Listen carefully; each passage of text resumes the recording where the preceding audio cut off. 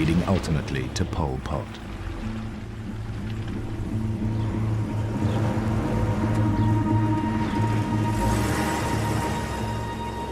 At the end of the first day, they stop by a stream. They tell us that we are now in a minefield.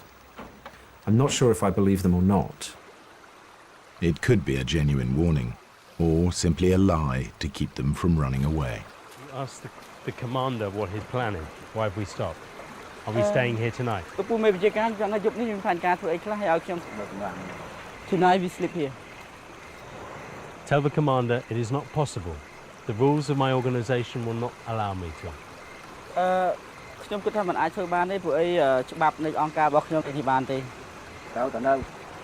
You must stay here.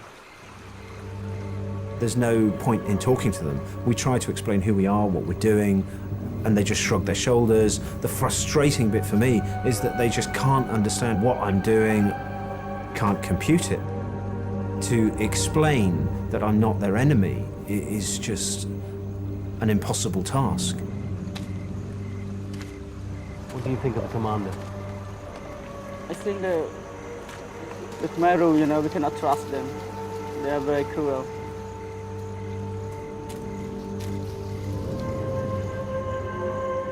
I can see from the look in his eye that he believes that this is going to be his last night alive.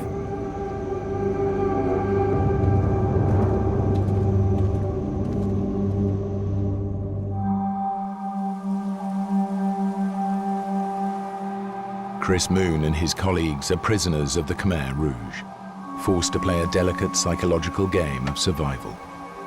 It's morning on the second day, and Chris asks his captors for permission to wash.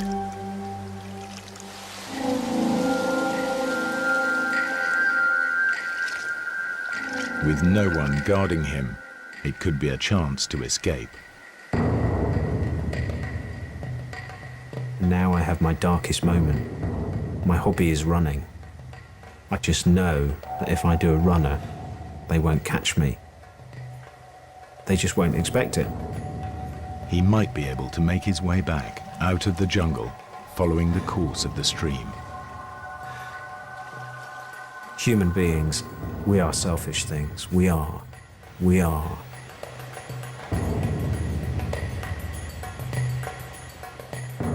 Chris, he has chance to escape. If he escaped, we would be killed. But he decides not. I can't leave my colleagues. Now I can't leave them, so I walk back slowly to the vehicle. I think that Chris Moon is a brave man in my heart.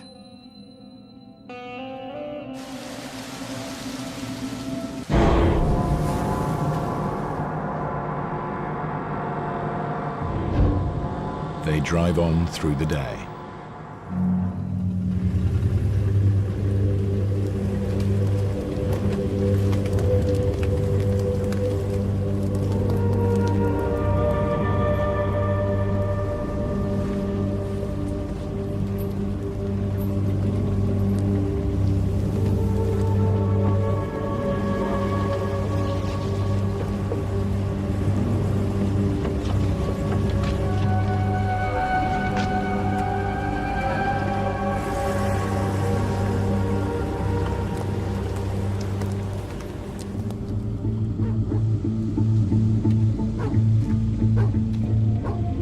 At last, they approach the heart of darkness, a Khmer Rouge base deep in the jungle.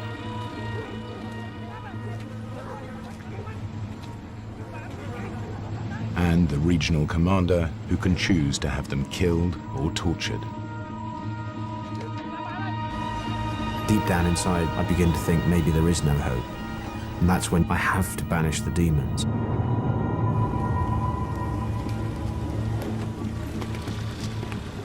The only images I keep in my mind are all of us returning to the village. I stop thinking about just what the worst case scenario might be.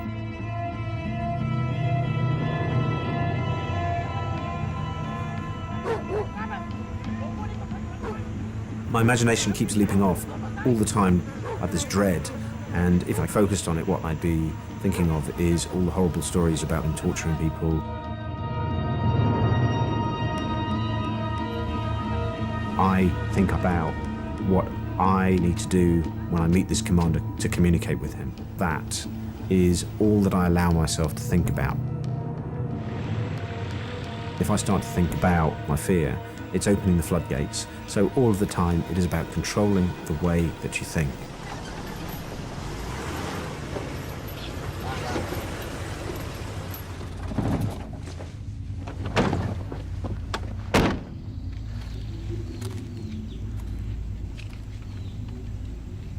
Why?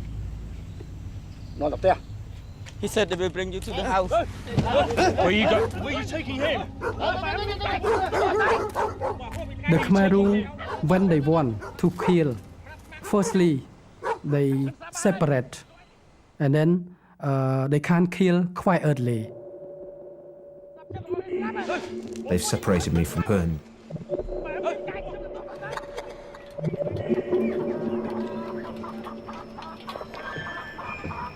Wonder what's going to happen.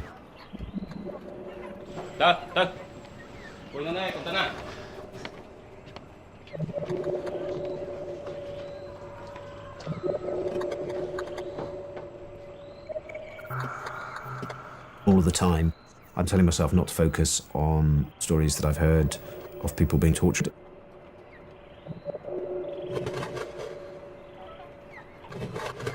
This is the end of the journey.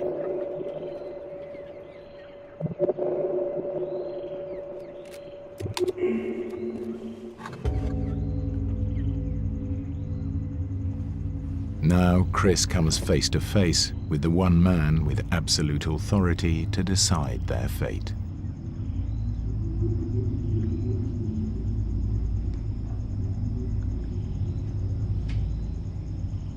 Their lives hang in the balance.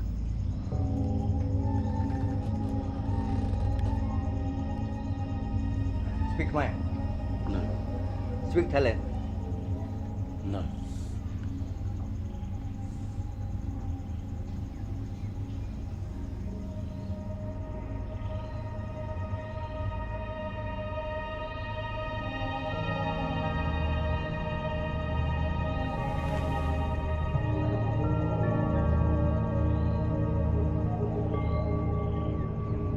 You?មកកម្ពុជាធ្វើអី?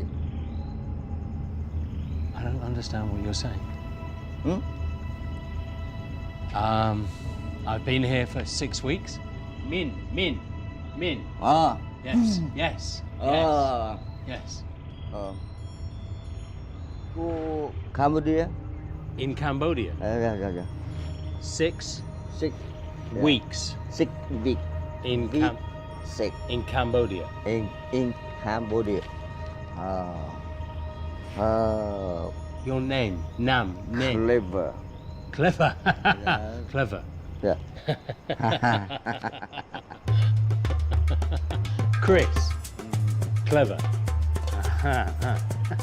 Mr. Clever. Clever, he's got a sparkle in his eye. There's an element of some humanity there, which I find immensely cheering. United Kingdom. 1, 2, 3, 4, 5, 6. England. Clever. Clever. Yeah.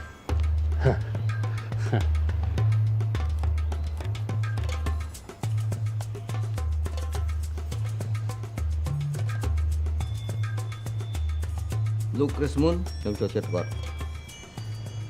He said that you have a good heart. Now he will use me as interpreter. Don't you look man. He said, don't worry, he tried to help you.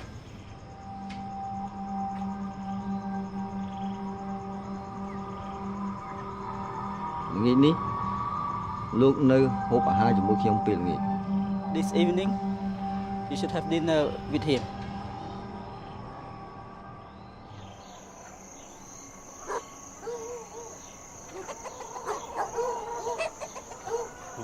That night, dinner with the Khmer Rouge.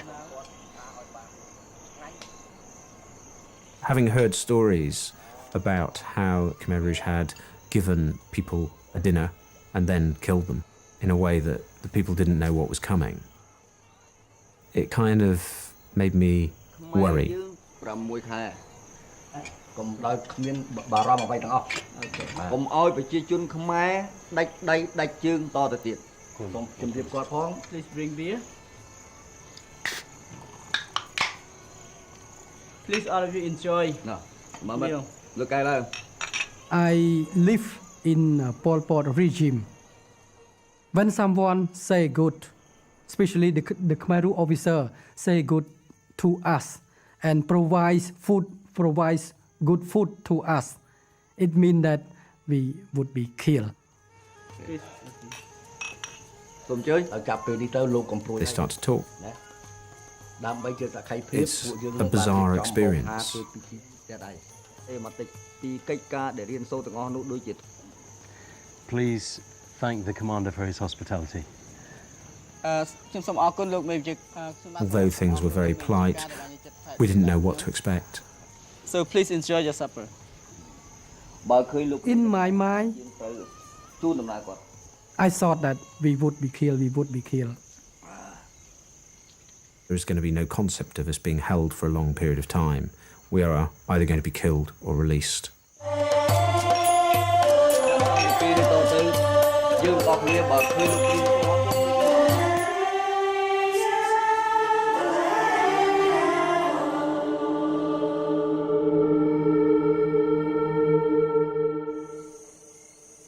I keep waking up during the night.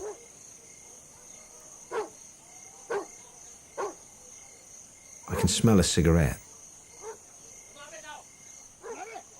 I can see a cigarette light somewhere out in the darkness on the edge of the trees.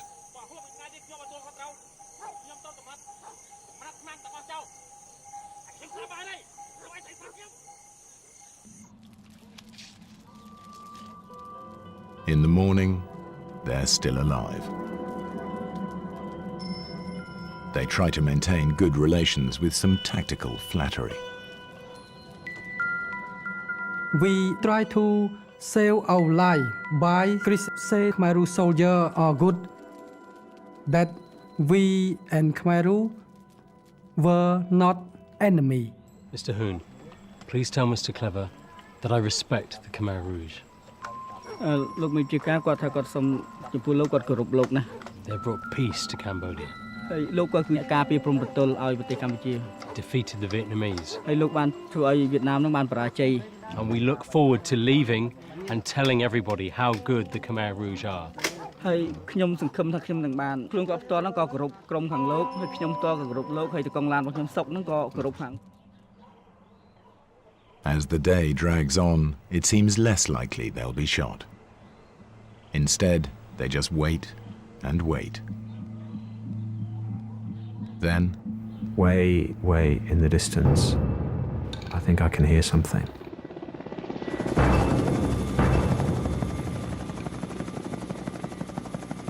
And then I see a tiny dot of a helicopter. Go, he said go. a United Nations helicopter has been searching the jungle for them. I think it's seen us. All friendliness is gone. It's not armed! Mr. Hoon, tell the commander it's not armed! There is no threat! It's not armed! Suddenly, No! No!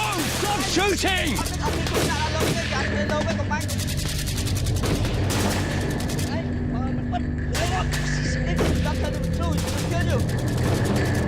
Chris and his colleagues have become a dangerous liability. Mr. Clever needs to get rid of them. Fast. So Mr. Clever changed his mind, and I thought that it finished our life. He orders the commander who brought them in to take them away again. This time, he can do what he likes with them. By sending us back, it was the other commander's problem. That's why he sent us back.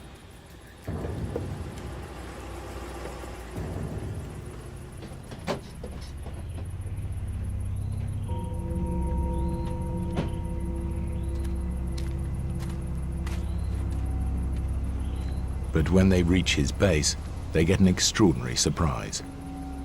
Hello? He said now he let us free to go. He sets them free and grants them safe passage for a day. We're free. We're going back.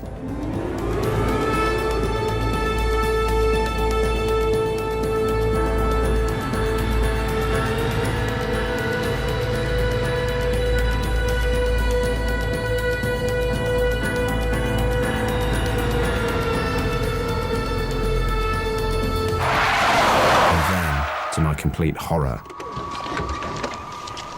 The original commander who first captured them, angry that they're still alive. Hey! Cái nào bro? Ôi sao lên? Cái nào không? Who allow you to come? He said, give me the key and get down. Tell the commander. His commander has given us safe passage through this area. Look, make your guy look. Ôi sao lên nào? Ôi sao lên nào? Give me the car key. If I give him the car keys, how are we going to get home? បើសិនខ្ញុំឲ្យសោឡានទៅលោកតើពួកខ្ញុំអាចទៅផ្ទះយ៉ាងម៉េចបាន ឡើងឡើងនោះ He said get in the truck. តើវា In the truck. ចាំទៅ On the verge of freedom, they trade their Land Rover for their lives. At the northern tip of the Great Barrier Reef, 40,000 hectares of dense tropical rainforest, surrounding formidable rocky peaks. A protected wilderness, there are no roads and no inhabitants.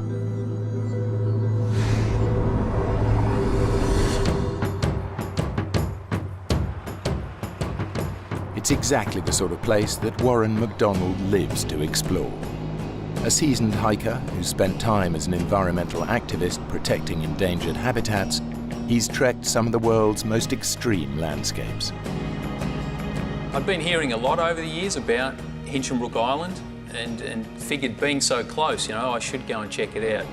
But it had always been on my map.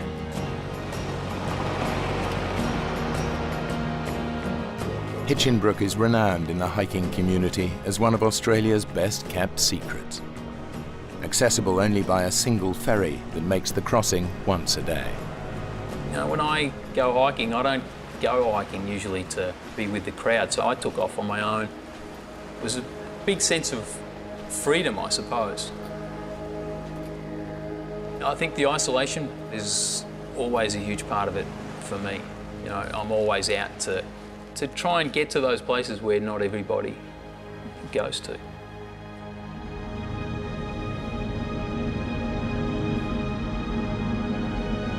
There are rarely more than a handful of hikers on Hinchinbrook, scattered along the island's only established trail. Geert van Heulen is a photographer and painter. He's travelled from his native Holland to walk the trails and paint the landscape of Hinchinbrook. I really like the physical exercise because I start not very well trained and basically walk myself fit. Hiking to me is one of the things I really basically live for, and also being able to sketch and paint and draw is very important to me. The opportunity that I got for that on Hinchinbrook was just awesome, fantastic.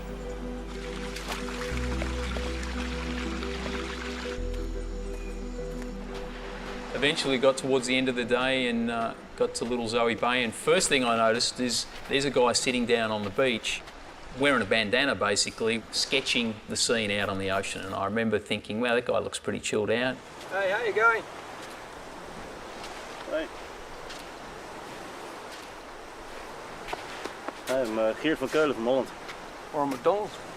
Hey, good to meet you. Straight away there was a connection. It's a beautiful place. You know, I have some friends, got some friends in Townsville. They was talking about the Hinchinbrook, you know. You know? What do you got there? It's the trail notes. Some trail notes for Mount Bowen. I was thinking to climb it, you know. Take a look. Yeah, take a look.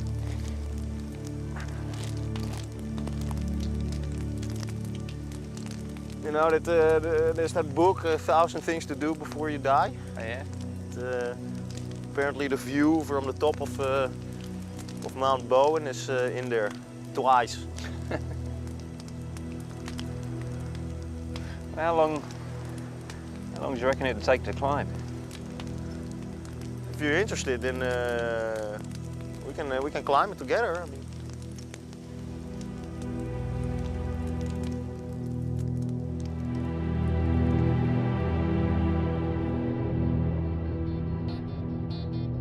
So we made a plan to get an early start in the morning.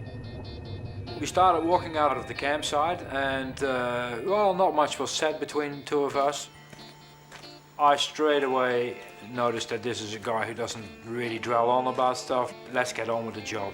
That was the type of guy that Warren was.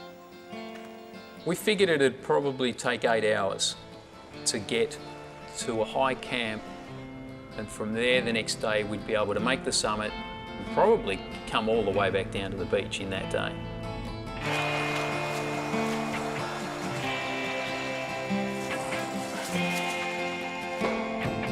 Mount Bowen is covered in almost impenetrable rainforest, but from its peak to its base run creek beds that cut through the dense undergrowth. Now, one of the things you come across in Queensland is this vine called lawyer vine. Pretty aptly named. When this stuff gets hold of you, it's not too keen to let you go.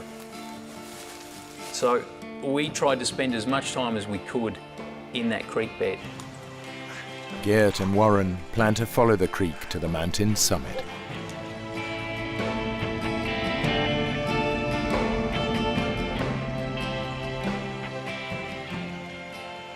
We got to the point where we were basically hopping from boulder to boulder. And every time I saw Warren, without any effort, basically sort of tiptoeing almost over the rocks in front of me, that I had a real battle of getting on with. I don't know where I got it from, but I've got a pack on for the first time in 6 months and I'm bouncing like a gazelle from rock to rock. I remember thinking, what if I started here, you know? I mean, this is not a joke, this is serious walking. Jeez, you all right, Geert? You all right? Yeah, no, fine. Take the camera. Got it. Your legs all right? Yeah. Stupid.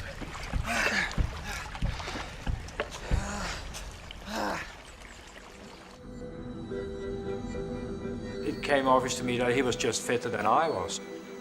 But at the same time, I was having a great time. And I like that sort of element in hiking very much. Why should it be easy? I might as well stay home. We'd probably been going for 5 hours or so when I started thinking, wow, you know, we don't look like we're anywhere near where we need to be. What do you reckon? I reckon we're in the wrong creek bed. I reckon you're right. I didn't feel like we were lost. I don't even know if I'd use the term geographically embarrassed. To me, it wasn't a huge deal. We're gonna lose the light, you know, soon. It's gonna get dark. We can't exactly camp here.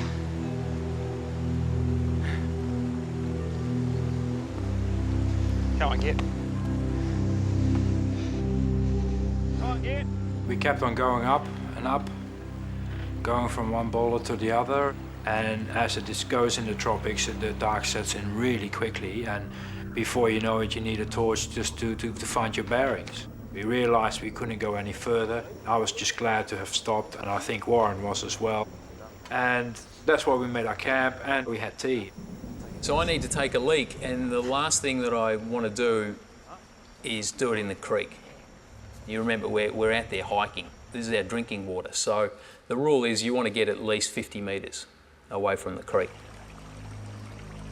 So I decided that I'd climb up this embankment and, you know, made my way across the creek, feeling my way with my feet, and got to the wall on the other side.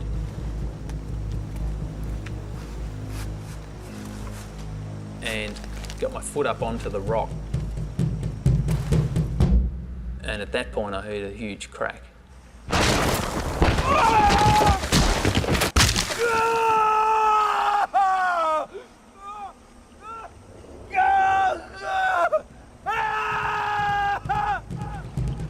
I didn't have a clue what had happened.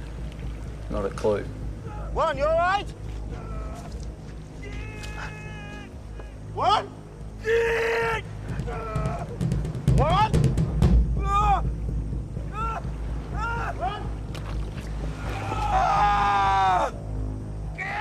Warren?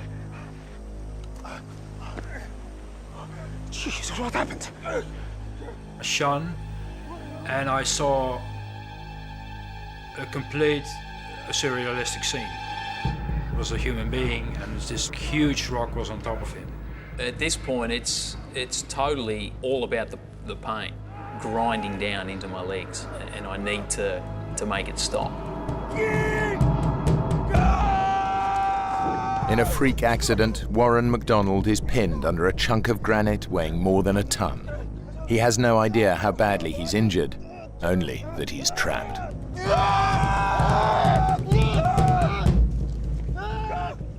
So we just keep pushing at this thing for a couple of minutes. It's incredible the negative energy that the rock actually gave. It was almost as though the rock was pushing me back. Nothing happened, and it's like trying to push a tank out of the way. I'm in a world of pain, but there's not a hell of a lot I can do about it. At some point, something kicks in, and I would almost describe it as some kind of primeval survival tactic. And at this point, I start directing Geert. Oh my God, Geert, calm. Just stay calm. All we need to do, we need to build a lever.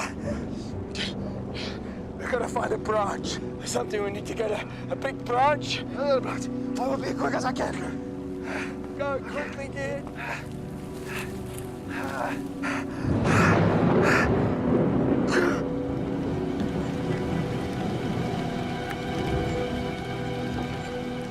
So it started raining. I'm thinking, this isn't ideal. We don't really need this. The last thing we need right now is rain.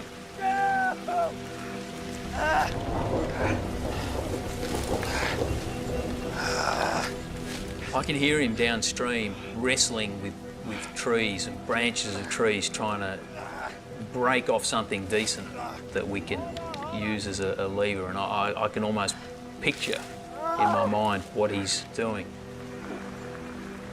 And obviously, I want him to come back as quick as he can. You know, I'm almost trying to will him to hurry up.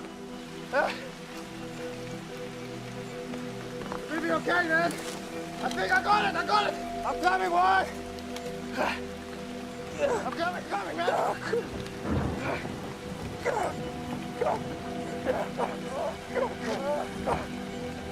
So Geert's beside me pushing. I'm pushing so hard now that I feel like I'm going to tear myself in half. And then all of a sudden it moves, maybe an inch.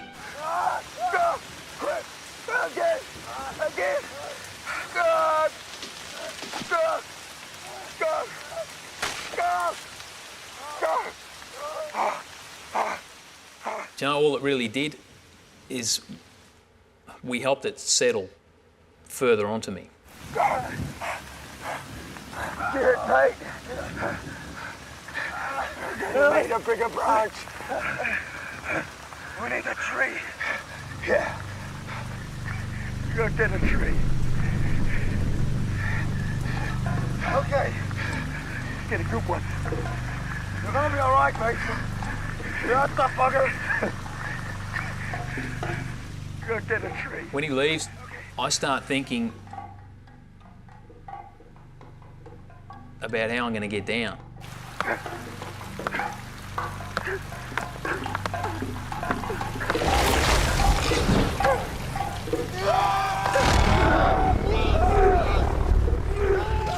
envisage crawling back down this creek bed and how long that's going to take me.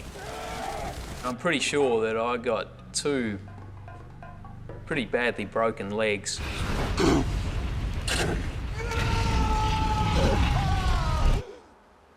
No, I'm not looking forward to it. I'd been given a Swiss Army knife by someone. And with the Swiss Army knife, I decided to start cutting the wood and sawing, as it were.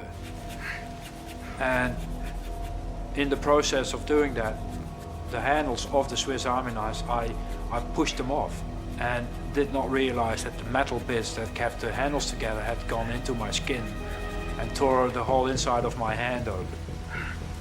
I didn't even feel it. You know, you don't feel pain, but the rain's getting harder and harder. You know, it's getting louder and louder, and this realization hits me that I'm sitting in a creek bed and the water is starting to rise. It's not going to take too long at this rate for it to go over my head.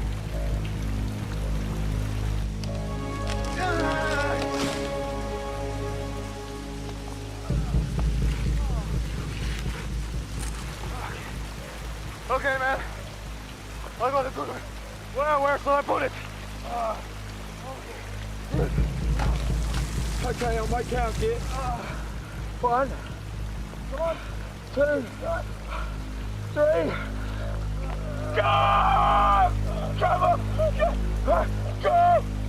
I think we're both waiting for that miracle of the old lady that lifts the car up, you know, off somebody trapped under a car, and I think we're both hoping for that, and it's just not coming. God, come on, Geert! God!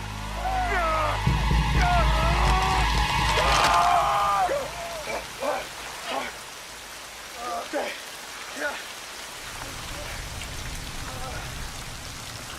Hearing that tree crack, it almost stopped me in my tracks. At this point now, I know that I'm in some serious trouble. that was a really bitter moment. I remember just looking into his eyes and he looking into my eyes, and you don't say a thing because that's the facts, you know. We had just broken what would probably be the strongest lever we're going to find out here in a creek bed, and it had just cracked like that.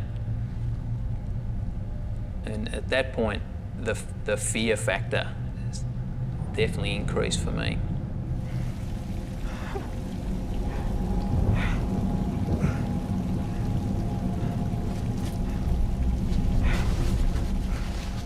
I had this incredible image which will never leave me.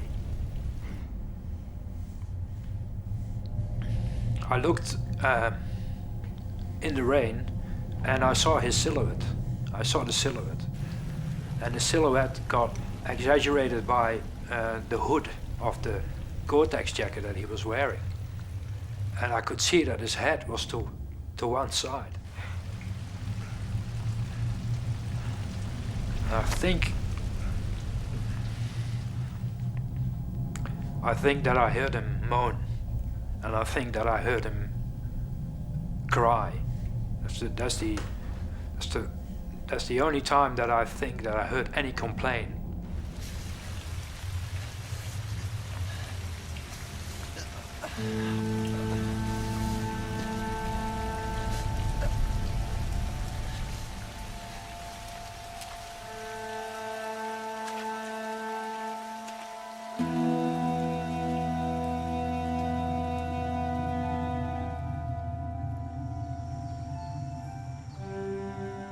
We were both totally exhausted, and it kind of snuck up on me that the rain had backed off. Finally, a bit of luck. We got lots of luck. It's just all bad.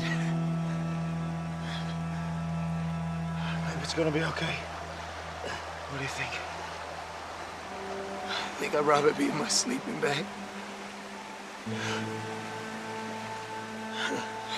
I'm sorry. I'm sorry. Don't be sorry about anything, mate. You did good. You did really good. I sat next to him, and I put my arm around his shoulder, and just comforted him. And he didn't say much. He just sat there. All along, I think both of us held out this hope that we were going to be able to do something, that something was going to work. Up until that point, nobody wants to even contemplate the idea of him hiking out and leaving me alone. You've got a long journey in front of you, mate. You're gonna have to go fast. Sort out a rescue. Yeah.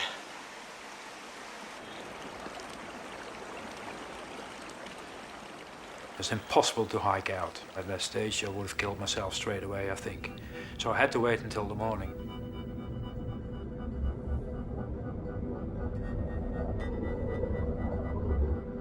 It's been more than 10 hours since the boulder fell on Warren. The torrential rain has flooded every creek. Geert's only choice, if he's to get help, is to find a route through the treacherous rainforest they put so much effort into avoiding on the way up. I had spent my whole life being self-sufficient. All of a sudden, I'm in a position where I'm totally reliant on this guy that I've met the day before. As I was looking around, I got a little bit scared because it looked really mean and spooky, and it was a very macabre setting. He looked pretty bad at this stage. He looked incredibly white, pale.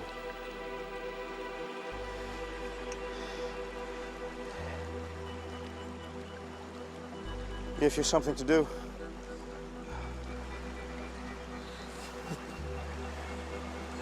I borrowed your socks. Mine got washed away in the night. You go easy, mate. It's gonna be another night, you know, before I make it back to the ferry. I can do that. Another night I can do. I'm not consciously aware of it, but I might even have ignored eye contact for a few seconds there. He'd never looked around. It seemed like he was just looking in front of him all the time. Maybe he was already preparing himself for what was going to happen next. That he was going to be on his own.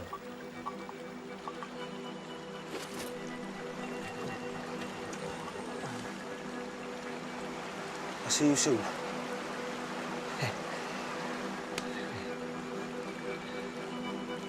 I had pretty mixed emotions watching Geert walk away. I feel more anxious than anything else. He's my only hope. Geert! I'm okay! I'm okay! I'm good! I'm okay! I realized this must freak Warren out from here to nowhere. And he thought, that's some guy who's gonna get me out of here. Okay, if it gets slippery, just crawl. Just get down there, mate. Okay? Okay? Okay?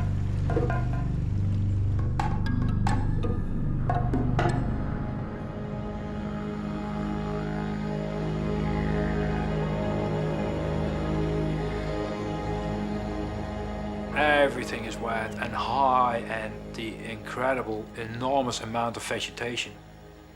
Leaves, plants, creepers, plants with edges that can cut your neck in two pieces. You go through it.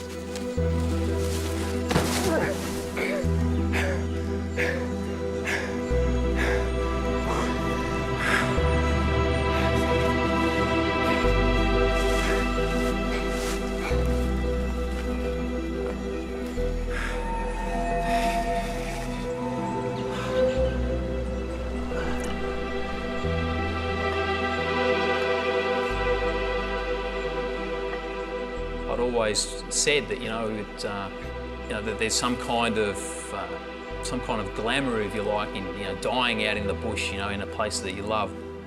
And now I'm staring down the barrel of that, and it doesn't look that pretty.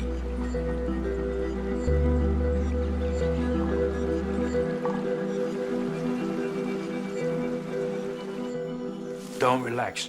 Keep sharp. Keep focused.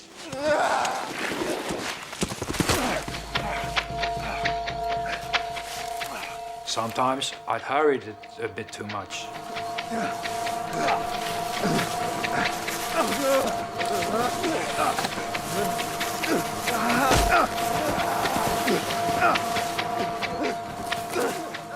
And went down way too quick.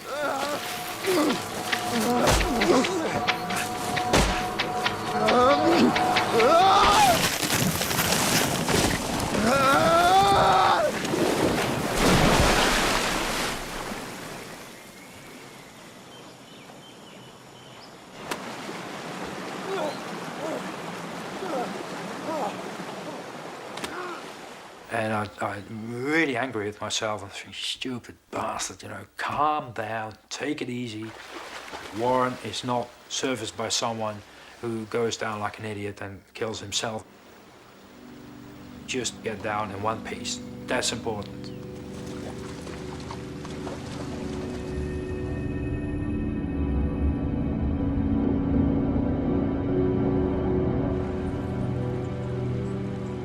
I found myself riding a roller coaster, is the best way to describe it, where at times I had to psych myself to such a point, it's just like, I'm getting through this. I can do it.